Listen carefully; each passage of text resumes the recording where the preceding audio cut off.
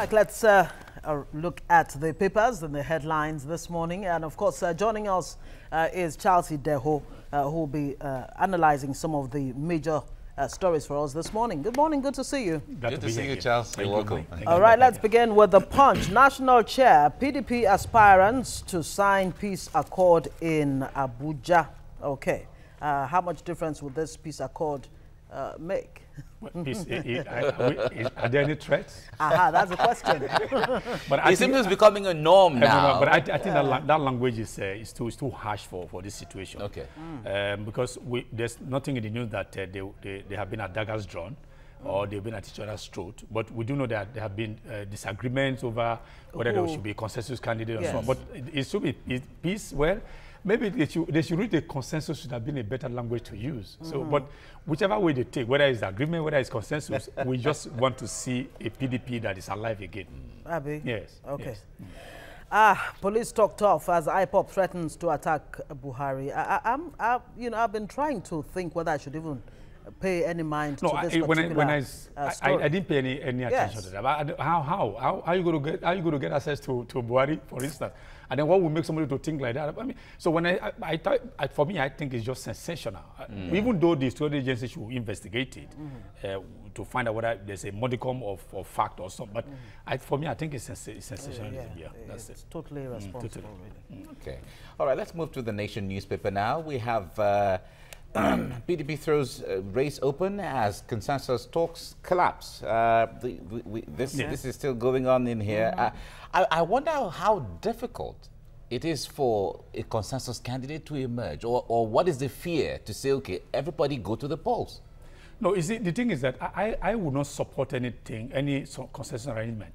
Because wherever you bring in consensus arrangement, it is a heavy blow to credibility in the system. Because people who people who have this mind to serve will not be given a chance, because you have this issue of godsonism, godfatherism, and rest of them throwing up a candidate that is not supposed to be a because the person has money, he has deep pocket. But if you allow the race to run its course, we might see an emergence of a credible candidate. So the issue of consensus candidates should not even feature in our political... Maybe the word consensus actually belies other meanings. That's what I'm saying.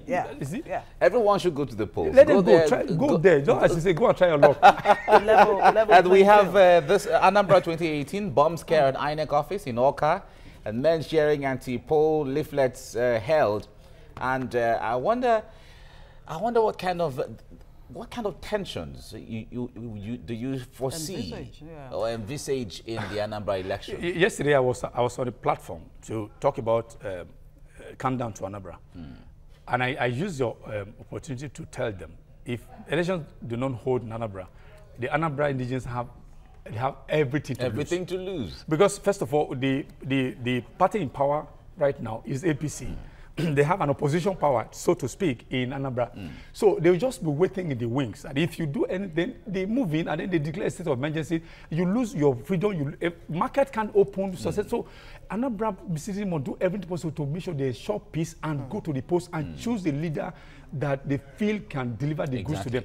All this one, they trigger IPOB. They should look. Anambra has everything to lose if these elections do not hold. Because if the election doesn't hold, it doesn't mean that the governor is going to remain in office. It can't remain because by constitution, a military man is going to be brought in, and then they will suspend all the. So the Anambra will be Anambra state will be governed from Abuja. They don't know these things. Some would even say, how is it that a state with smart people, great industrialists, businessmen, politicians, would find itself in this kind of situation? But if like the tail wagging the dog. All right, so let's quickly move on to the Daily Sun. Ebonyi bans rallies as IPOP kicks against Buhari's visitor. Of course, let's just throw that away.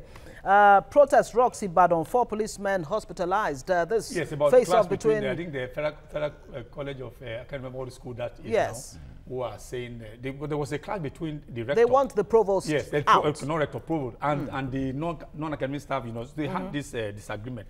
But the students appear to be siding with the lecturers against the provost. So they want the provost out of that system. That was what the provost now called in the policemen. You know what and it then is. you have this, and you have this tracker. And it's not necessary. It's not called for. Okay, so should we be happy that the SGF has paid a visit to Ekweme in London Hospital? No, we shouldn't be happy. Is it something to cheer We about? shouldn't, because the more visits we pay to people abroad, then the more we suppress the growth in southern Nigeria. Yeah. Imagine if that over 100 days I've already spent in London, if you are spent in New York, for instance, or spent in the UCH, you know what it will do. Exactly. I mean, but it means a lot. It means a lot. You now find that even locally, you find even growth on its own by default. You see growth in that health. All right. Well, since we have that bold headline of the Sun there, PDP moves to avert fresh crisis, like you asked. Yes. You know, is there any fresh crisis? Any crisis at all? Well, don't repeat mistake of 2015. That's Wike telling Nigerians. But Lai Mohammed has told Nigerians, don't even make the mistake of bringing PDP back. It's like going back to Egypt. The provider Egypt. As far as politics is concerned, they say it is about conflict resolution. Yeah, exactly. Of who gets what, and then how it's shared. So if you talk about tensions, political tension, it's fine, it's normal, it's part of the system. All right, we just go to Vanguard just to brush it up a little. We're talking about Alex Ekweme.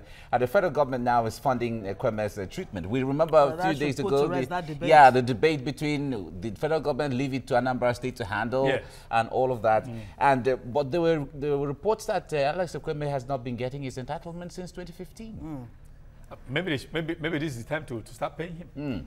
Because the laws have stipulated, the laws have stipulated that once they are out of office, I understand now that there's about 2.something billion to be paid to Babangida and all of them. And the rest of them. So why is it that the law should be applied to all of them? Maybe somebody somewhere is saying to themselves, look, they've made enough money anyhow. So no, but the point is, it is the law. It's the law. It's the law. Exactly.